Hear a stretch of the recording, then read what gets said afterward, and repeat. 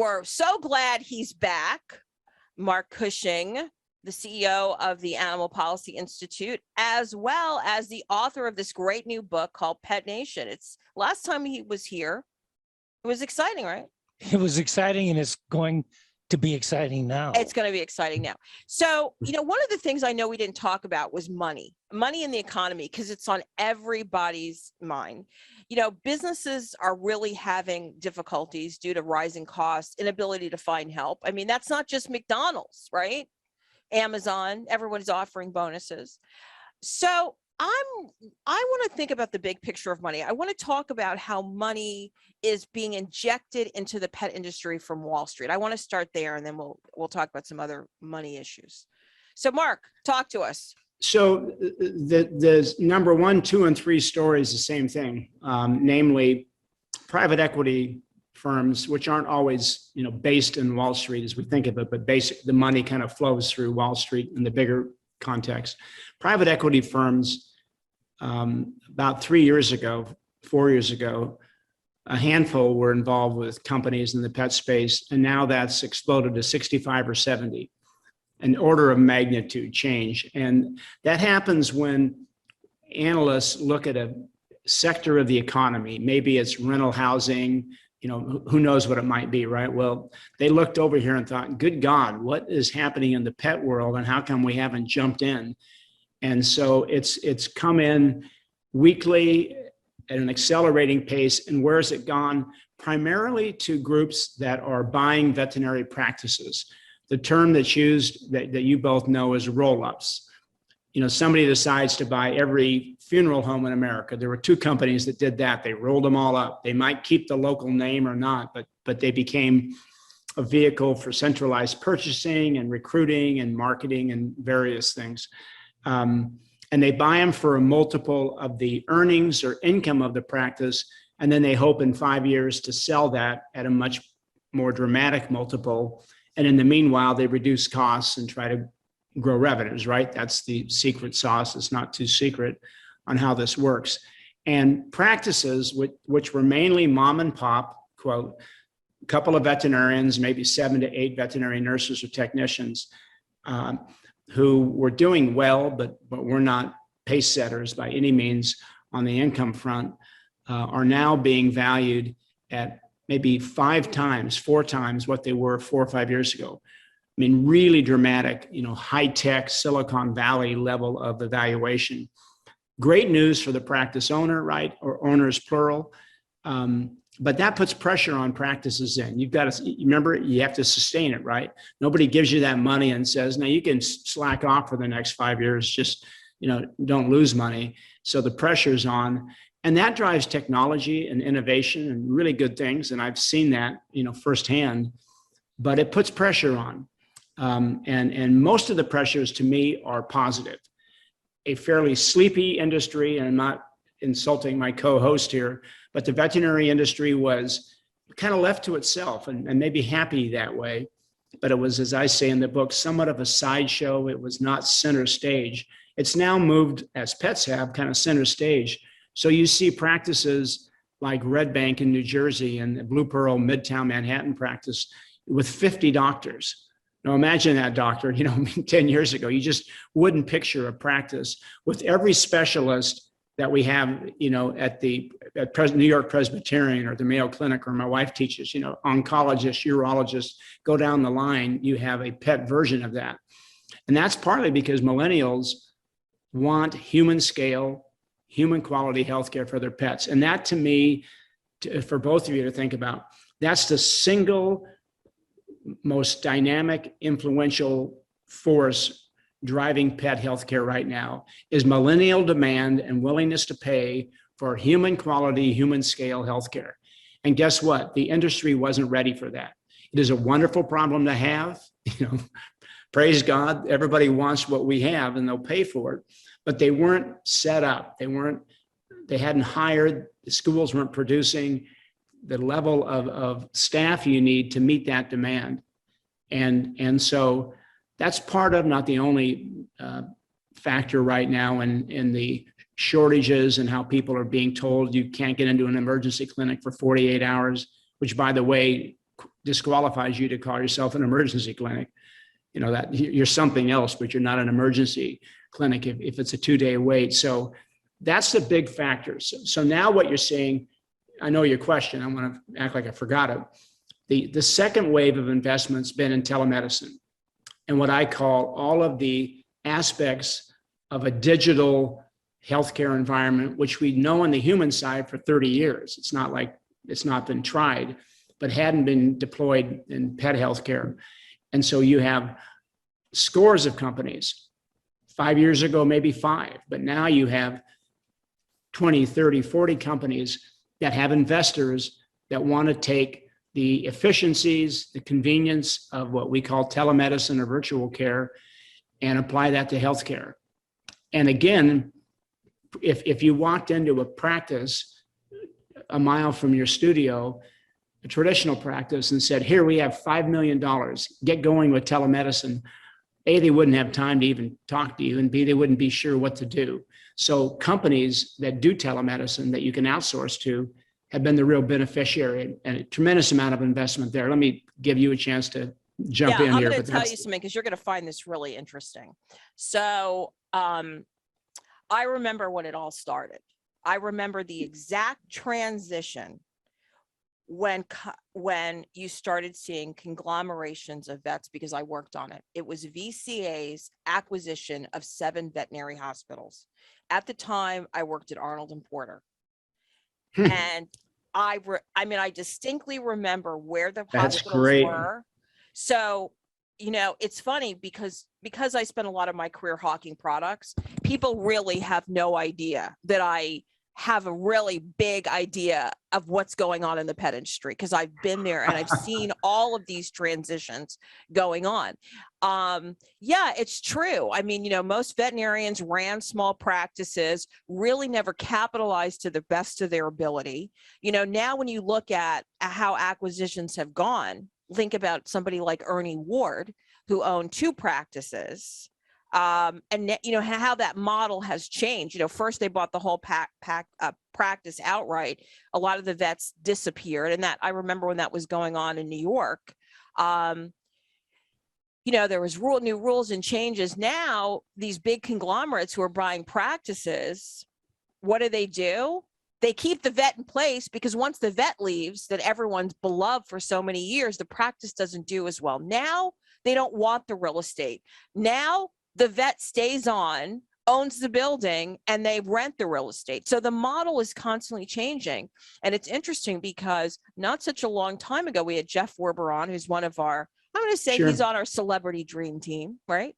Don't you think? Yeah. And we talked about his, you know, interest in his venture into telemedicine. But then we also had a guy from Brownsville, Texas, right? Who was cited because he had the first teledoc medicine. Remember that 2 years ago in the Animal Legal Defense Fund? But the funny thing was, it turned out during the interview, turns out he spent some time in Sarasota and worked for you when you were living in Guam, right? Right. It's really a small world, isn't it? Those are great things. And first of all, congratulations. You know, anytime you spend at Arnold and Porter, you're at one of the elite firms, and obviously you're as smart as I feared you were when I knew I was going to be interviewed. But congratulations. But look at that story. You have Bob Anton and his brother, and they create VCA. They start buying practices at ridiculously low multiples, but at the time people were stunned at what you could get for a practice. And all those people now wish they had their practice back and had it on the market today, because it would be, you know, they would be much, much wealthier. And then he takes it public and does so well. And then who acquires it? My client, Mars Veterinary Health. So now you have VCA owned by the competitor, Mars, that had Banfield. You know, I mean, you know, what a world that is. And you still have debates you'll enjoy. I'm in the middle of debates and actual, you know, regulatory issues all the time regarding corporate practices. But that barn door is open, and you're not closing it, obviously. And you're seeing, but what you're seeing, I like, is a lot of money go into innovation, because you have to sustain the demand for the care. that the practice you bought provides. And part of that is keeping the veterinary leaders, a lot of whom are leaving though. Baby boomers are leaving at about 2,000 people a year. And yeah, we produce a few more than that from vet schools, but that's one of the issues, is that once you've really made it and you've worked as hard as you've worked, why not step back? So that's had a real impact on vet care. But at the same time, that's freed up new models to be looked at, because I'll be honest, I'm a baby boomer. My generation isn't driving technology changes. I mean, that's just not the way they're wired. So to some extent, the fit of millennial pet owner with baby boomer veterinarian is an awkward fit. And you're seeing younger and younger leaders, and finally, thank God, some diversity, both ethnically as well as women finally getting a chance to run practices. That's been the great challenge, right? Why are all the practices run by people that look like your partner there and me, when the worker bees, the veterinarians and the vet techs, are primarily women? 85% of all students, as you know now, out of vet school are female. And that'll be a change. And I think you're going to see, I don't think individually owned practices are going away. And why is that? Because you also said it, you've been on fire this morning. What was your point? They don't need the real estate. So the cost of owning a practice is changing. It's like right now making wine. I come from the part of Oregon that became the center of the Pinot Noir industry and surprised everybody. Well, guess what? You don't have to own anymore to make wine. You don't have to own a vineyard. You don't have to own a bottling machine. You don't have to own any of the equipment. You don't even have to own the workers. Well, what's left, right? A tasting room, because you outsource, you rent the bottling equipment for 2 days and you bottle all your wine for the year. I mean, so in veterinary medicine, it's going to become more mobile, a little bit more flexible. That's going to be, to me, a key to the access to care issue. Taking the practice to the pet owner, not saying, here, Google us and you'll see how to get to our clinic. And by the way, it's a 45-minute drive on a good day. And you're like, and that's an issue right now. So I think you're going to see practices. Banfield's a good example. And their client, full disclosure here, owned by Mars Veterinary Health. Banfield now has Banfield Expresses. And those are giving vet techs, credentialed vet techs, much higher profile to do all the things they can do, obviously supervised, by veterinarians, but just doing what human medicine's done, where nurse practitioners get to do a lot more. What they're legally allowed to do, they weren't being used before. And that's been, as you know, a chronic issue with veterinary medicine, is practitioners not utilizing the skill set of their credentialed, board certified vet techs. I'll pause, but that's part of the dynamic. We do have more than just millennials that exist in this population. And as I hear the Blue Pearls, as I see the Blue Pearls and the VCAs, the other groupings of veterinarians, and what I've seen accelerated even during COVID is a very, very progressive fee structure that has really challenged. It's burdensome. And has challenged the common person with a pet. So are we leading ourselves, as you very aptly explained this, that the new technology requires that you have to have the specialty groups, you have to have the specialty technicians, the specialty equipment. All that costs money. So in order to achieve that, at the same time, if you're promoting technology, you can't promote it in a sense that it's going to cost so much more, because people just can't afford it. No, that's a really good point. I won't defend the status quo as much as sort of comment on it. And your first hand on the street seeing this. This will perhaps amuse you to use the law as any example of the legal profession, but there was concern 20 years ago that mega law firms would basically just take over the practice of law in America. And it hasn't happened. And it hasn't happened for a lot of factors. I think what you're going to see now in veterinary medicine is, I think specialty practices for your audience, high-end specialty emergency will increasingly be the province of corporate-owned, larger practices. Those doctors get paid more. There's a different set of economies, but the general practice, which is what we need more of, where people just go to get basic needs, wellness, and get their questions answered and so forth. Minor accidents, not major surgery. You do not have to invest at the scale that would be prohibitive. You don't have to charge at the scale that's prohibitive. And you can use, and I'm an advocate of this, so, full disclosure, you can use telemedicine. Last year, Whisker Docs shared, a telemedicine provider shared 90,000 cases from 2020. That's a big number, right? Well, all three of us agree. You got 90,000 examples, we might learn something. And what they learned, less than 20% of the calls in required and had them direct people to a clinic to get care. Now that terrifies some vets. Oh my God, see, telemedicine takes our money away. No.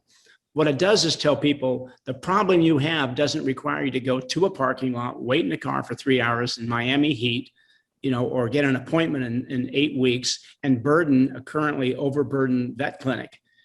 There's other resources that'll address what your cat or dog needs. Vet care is so ridiculously expensive. I mean, now it's $1,000 to get your dog's teeth cleaned. Okay, I'm motivated, but I would brush my pet's teeth. A lot of people can't afford $1,000 to get their pet's teeth cleaned. And that's why Dr. Fleck created real discount clinics so that everybody can come, right, Dr. Fleck? Across the board. Across the board, and probably spend $200 or $250. I mean, rabies shots are $5. So does he make as much money? So then you ask yourself, well, how much does a rabies shot really cost? So I'm not tooting him because I know him. I'm tooting that. Like you said, there's lots of innovation in other places. And not everyone can be on that fast track. So when we read these news stories and we hear these theories of people, we can't forget that other people who don't live like us exist. And I get tired I get